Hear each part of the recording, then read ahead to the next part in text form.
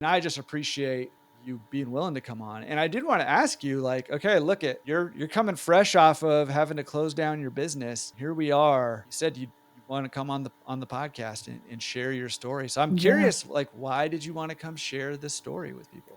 Yes, I was very hesitant. The first time that you emailed me from the Sense, was it? I think it was a Sense Q&A. I think they were talking. We were talking about maybe finding good employees or something like that. I can't remember, but it was months I ago. remember. Months ago. So I was like, yeah, and I emailed you. I was uh, after you emailed me saying that I think that you operating without a laundromat. I would love to have you on the podcast. I would love to hear your story. And I emailed you and I was like, well, just starting off, not very successful. Don't know if you want to hear my perspective, but here I am I've shut the business down temporarily.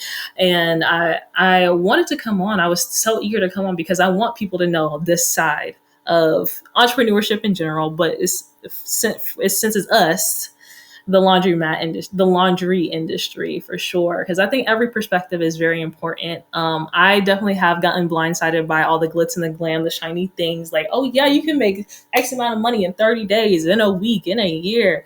But I want y'all to hear a real story. I had to shut my business down because I was blindsided by those shiny. I did have shiny object syndrome. I was on a lot of cool new things that popped up in marketing, that popped up in entrepreneurship in general. So that's why I was so eager because I wanted people to know, especially us laundry folk, to know a real story. And then also, I have a long list of things that are gonna prevent you from making the same mistakes that I did. So you don't have to be in my position.